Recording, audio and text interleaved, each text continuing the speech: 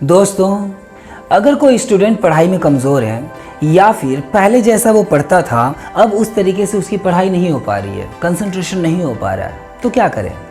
ध्यान दीजिएगा दोस्तों कि मान लीजिए कि आपके हथेली में यहाँ पर कोई प्रॉब्लम है, तो आप क्या करोगे? यही दवा लगाओगे?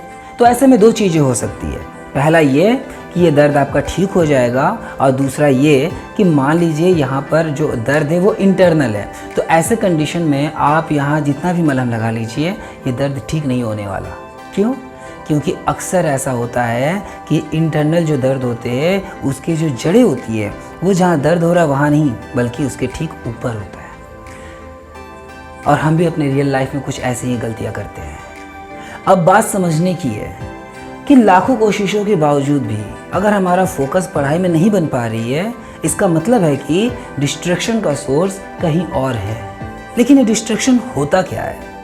पहले हमें डिस्ट्रैक्शन के मतलब को समझने की ज़रूरत है, क्योंकि जब तक हम इसे समझेंगे नहीं, इससे बचना नेक्स्ट टू इम्पॉसिबल है। इसीलिए डिस्ट्रैक्शन को सही से और आसानी से समझने के लिए मैंने इसको 3 कैटेगरीज में डिवाइड किया है, जिसमें पहला है शॉर्ट टर्म डिस्ट्रैक्शन, जिसमें TV, mobile phones, tasty foods, computer, games, travelling ये सब शामिल है, जिन्हें आप थोड़े से प्रैक्टिस से दूर कर सकते हो या फिर उनसे बच सकते हो। दूसरा मिड टर्म डिस्ट्रैक्शन, जिसमें हेल्थ से रिलेटेड प्रॉब्लम्स शामिल है, जैसे किसी तरह का टायर्डनेस, इलनेस या कभी कभी चोट लग जाने पर भी हम काफ़ी समय तक अपने काम पर या अपनी स्टडी पर ठीक से फोकस या कंसंट्रेट नहीं कर पाते हैं।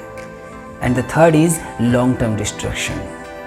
इसमें स्पेशली एडिक्शन वाली चीज़ें शामिल हैं, जैसे फेसबुक, व्हाट्सएप, किसी तरह का नशा, love in relationship, sexual pleasures, breakups, यहाँ तक कि हमारी थिंकिंग प्रोसेस भी शामिल है। इससे पहले टिकटॉक भी था, जो कि अब हमारे बीच नहीं रहा।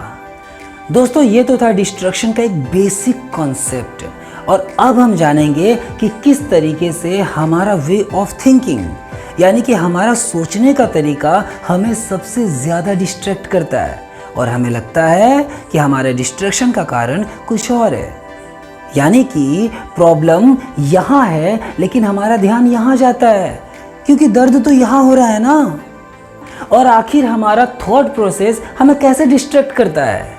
इसके लिए हमें समझना होगा कि जो हम सोच रहे हैं उस सोच का बेस क्या है, क्योंकि कुछ चीज़ें ऐसी होती है जो हो सकती है, यानी कि वो रियलिटी है, और कुछ चीज़ें ऐसी होती है जो नहीं हो सकती। फिर भी हम उन चीज़ों के बारे में सोचते रहते हैं, सपने देखते रहते हैं।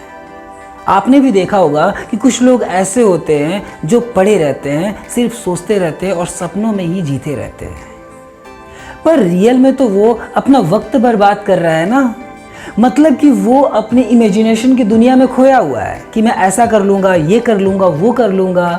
और इस तरीके के मेंटल कंडीशन को हम इमेजिनेशन बेस्ड डिस्ट्रैक्शन बोल सकते हैं, क्योंकि अकेले में लोग क्या क्या सोचकर खुद को डिस्ट्रैक्ट करते रहते हैं ये आप और हम बहुत अच्छी तरीके से जानते हैं। और अगर हम दूसरी सबसे बड़ी डिस्ट्रैक्शन की बात करें तो वो है हमारा रियलिटी बेस्ड डिस्ट्रैक्शन, यानी कि ऐसा डिस्ट्रैक्शन जो आपके अंदर किसी चीज़ का लत लगा चुका है। थोड़े देर के लिए सोचिए कि आप किसी इंसान के साथ काफ़ी लंबे समय से रिलेशनशिप में हो और अचानक वो बंदा या बंदी आपसे दूर चला जाए, तो आप जिस तरीके से पहले सोचते थे क्या आप उसके बाद भी वैसे सोच पाओगे? या फिर मान लेते हैं कि आपका एक सपना था बहुत ज़्यादा पैसे कमाना, और आपने बहुत ज़्यादा पैसे कमा भी लिए और अपने सपनों को पूरा भी कर लिया। अब आपके पास करने के लिए कुछ नहीं है, तो आप क्या करोगे? ऐसे कंडीशन में आप अपने पैसे का गलत इस्तेमाल करना शुरू कर दोगे। आप थोड़े से प्लेजर के लिए गलत आदतें पकड़ लेंगे, और ये आदतें आपको हर वक्त अलग अलग समय पर डिस्ट्रैक्ट करता रहेगा। अब शायद आपको समझ में आ गया होगा कि डिस्ट्रैक्शन के पीछे सारा खेल माइंड का है। तो अब सवाल ये उठता है कि माइंड को डिस्ट्रैक्ट होने से कैसे बचाएं, जिससे कि हम जो करना चाहते हैं उसमें हमारा मन लग सके। और इसका सिर्फ एक ही कारगर तरीका है, और वो है डाइवर्जन।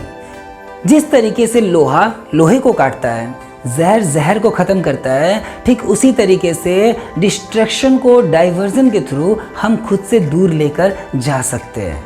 क्योंकि डिस्ट्रैक्शन एक तरह का फीलिंग है जो हमें हर वक्त प्लेजर ढूंढने के लिए उकसाते रहती है, और किसी भी फीलिंग को हम हमेशा के लिए ख़त्म नहीं कर सकते, लेकिन हाँ, इसके डायरेक्शन को हम मोड़ ज़रूर सकते हैं। और डिस्ट्रैक्शन को डाइवर्ट करने के लिए हमें इससे भी ज़्यादा पावरफुल और स्ट्रॉन्ग फीलिंग की ज़रूरत पड़ती है। If you have a burning desire to do something, then no distraction can distract you. अगर आपके अंदर ज़िंदगी में कुछ करने, कुछ बनने या फिर आसमान की बुलंदियों को छूने की स्ट्रॉन्ग डिज़ायर है, देन कोई भी डिस्ट्रैक्शन आपका कुछ नहीं बिगाड़ सकती।